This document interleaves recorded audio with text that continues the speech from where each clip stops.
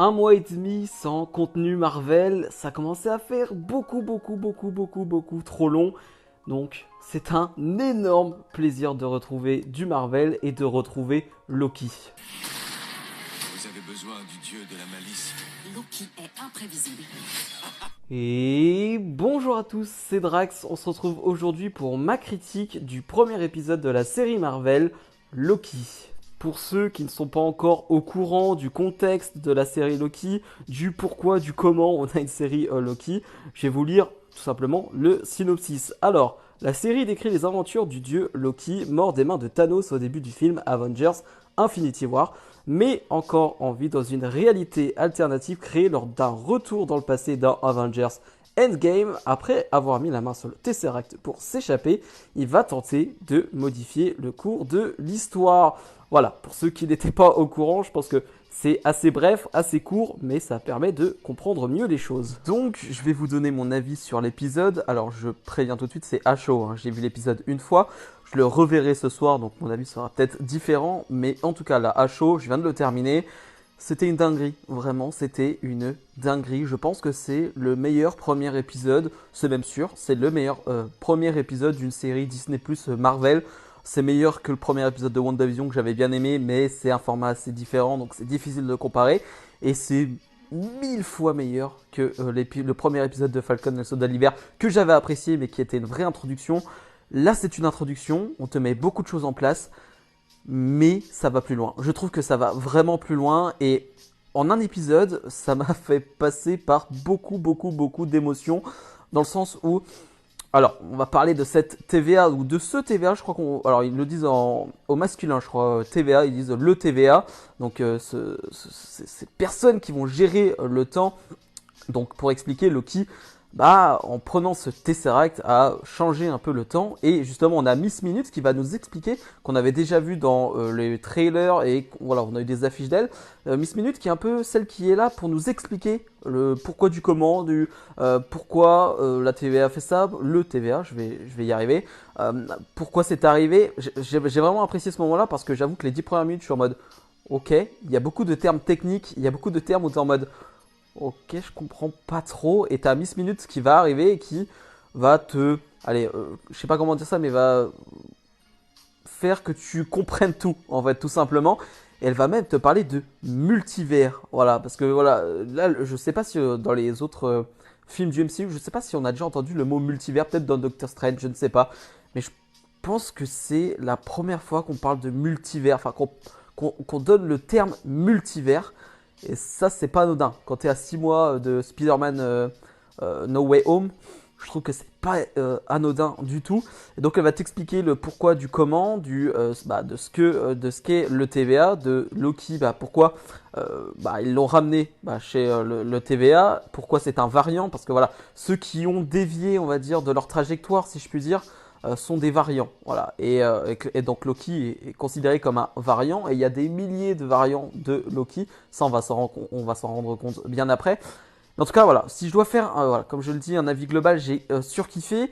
J'ai adoré la colorimétrie, c'est-à-dire qu'on a une colorimétrie assez... Alors, j'avais vu sur les avis déjà, parce que certains ont pu voir les 2 premiers épisodes en avance, que c'était un style, une colorimétrie assez brésilienne, c'est-à-dire qu'on a un ton assez orangé. Alors moi, ça me fait penser, bon, c'est pas voilà, c'est ma référence à Colombiana, qui a ce type de colorimétrie assez orangé avec des nuances vertes aussi, donc très brésilienne.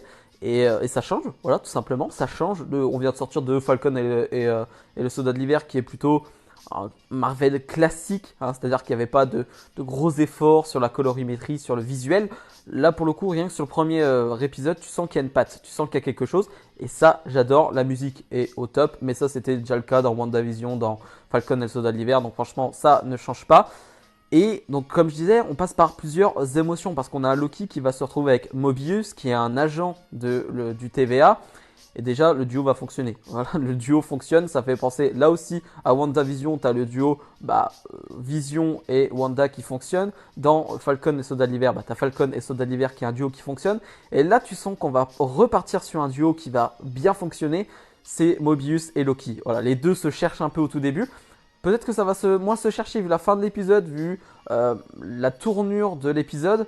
peut-être que ça va être, je sais pas, peut-être que ça va être plus amical en tout cas entre les deux. Mais tu sens que Mobius est quelqu'un qui ne fait pas juste son travail, c'est-à-dire que voilà, il y a un agent du TVA qui est en mode bon, allez, on limite, on tue Loki, on s'en fiche, on le réinitialise plutôt, et on s'en fiche de ce qu'il a fait, de ce qu'il fait, on s'en fiche.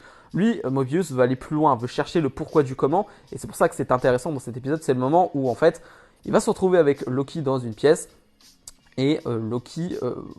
En fait, on va nous montrer tous les moments de Loki, de l'après Loki. C'est-à-dire que là, on est en 2012, donc c'est le Loki qui n'a pas combattu contre Thanos, qui n'a pas rejoint les Last Avengers, en tout cas qui n'a pas rejoint le côté gentil, si je puis dire. Et donc on va nous remontrer ça, on va nous montrer même la mort de sa mère, parce que lui ne l'a pas vécu encore pour le moment. On est en 2012, sa mère doit mourir 1 ou 2 ans plus tard, je ne sais plus exactement. Et Loki, en fait, se rend compte de ce qu'il a fait, de ce qu'il est devenu, enfin de ce qu'il est, en fait, tout simplement. Il le dit, je suis juste un méchant, en fait. Je suis juste un méchant, mais ce n'est pas de ma faute, c'est dans mes origines, c'est mon origine. Je suis né pour ça, je suis né comme ça, et je n'y peux rien. Voilà, et ça, c'est un peu fort, on a ce côté très émouvant, donc je disais qu'on passait par plusieurs émotions, on a ce côté très émouvant d'un Loki qui, voilà, fait beaucoup de blagues. Voilà, c'est du Loki, donc c'est toujours très très drôle, franchement. Si vous aimez Loki, bah vous retrouvez du Loki classique, donc c'est très drôle. Et on a ce côté très touchant où Loki va se rendre compte de ce qu'il est réellement quand je vous l'ai dit, quand il va voir sa mère mourir, quand il va voir les moments de complicité avec Thor qu'il aura dans le futur. Voilà, ça le touche énormément. Et un Loki qui, finalement, à la fin de l'épisode, comprend un peu ce qu'est le TVA, comprend dans quoi il est embarqué, tout simplement, et comprend qui il est. Et ça, c'est déjà très très fort. Dans les choses que j'ai appréciées aussi, c'est qu'à un moment donné, on voit les pierres de l'infini. Voilà, ok, d'accord, ok. Et en plus, c'est un peu mis comme une blague, parce que les pierres d'infinité ne peuvent pas servir dans le TVA, là, ça ne fonctionne pas. Et en fait, il y a 35 pierres qui sont mises dans un tiroir, comme ça, au fond d'un tiroir. Et ils font une petite blague. Ah oui, on les ramasse là comme ça et on s'en sert de presse-papier, je crois, ou quelque chose comme ça. L'agent du TVA dit quelque chose comme ça. D'accord. Et il y a un autre moment aussi que j'ai vraiment bien aimé, c'est qu'on va se retrouver, je crois, dans les années 1500, 1400, je ne sais plus exactement. On va voir Mobius qui va se retrouver dans une église. Et en fait, il y a quelqu'un qui a fait des meurtres, qui a attaqué quelqu'un, qui a attaqué des gens, et en fait on se rend compte peut-être que ça parle du diable, voilà, et on va pas refaire les théories sur Mephisto, tout ça, parce que dans WandaVision ça nous a joué des tours, mais là quand même, bon, t'as une grosse tête de diable, t'as des grosses références, peut-être qu'on en verra plus tard, ou peut-être pas, c'était juste peut-être un petit teaser comme ça pour la suite, peut-être, mais ou peut-être pas, ou c'était juste peut-être un clin d'œil, mais en tout cas moi j'ai bien aimé ce clin d'œil si c'en était un. Petit aparté pour vous demander de vous abonner, voilà, on est passé aux 35 abonnés, c'était l'objectif, voilà, je vous avais demandé comme objectif d'arriver aux 35 avant Loki, on y est tout simplement, donc juste merci. Maintenant, allez, on se fixe un autre objectif pour la semaine prochaine, là on a 35, pour la semaine prochaine si on arrive aux 40, allez, 40 abonnés, ce serait génial, donc si on y arrive, voilà, franchement ce serait super, je vous dis merci d'avance. Et la fin, surtout, de l'épisode que j'ai trouvé très bien mise en scène. Voilà, j'ai adoré la mise en scène de la fin de cet épisode, où finalement Mobius va nous dire, maintenant Loki, il faut que tu nous aides. Il y a quelqu'un qui fout un peu le bordel, en fait, tout simplement. Il faut que tu nous aides. Et Loki va demander, bah c'est qui? Bah en fait, c'est toi. C'est un variant de toi, Loki. Alors, sur la scène de fin, on va pas voir la tête du Loki variant qui fait cela. Mais en tout cas, il va y avoir une sorte de... il va y avoir des flammes, il va y avoir du feu de partout. Il va tuer des agents du TVR, tout simplement. Et voilà, ça fait un peu flipper. Oh, façon de parler, mais c'est-à-dire que la mise en scène avec cette cape, avec cette capuche très très sombre, avec les couleurs des flammes, j'ai vraiment adoré. Vraiment, c'était très très beau à voir. Et je trouve que l'épisode se termine sur quelque chose de... Un petit climax, voilà, c'est pas un climax de fou, mais c'est un petit climax qui est beau visuellement et voilà, qui fait vraiment monter la sauce, je trouve. Bref, c'était mon avis à chaud, j'aurai plus de recul bien évidemment la semaine prochaine, on pourra plus développer parce que pour le moment, c'est vrai que le TVA, on nous a expliqué ce que c'était et c'était plus un épisode d'explication et ça j'ai vraiment apprécié pour pas qu'on soit perdu pour la suite et ça c'est très bien.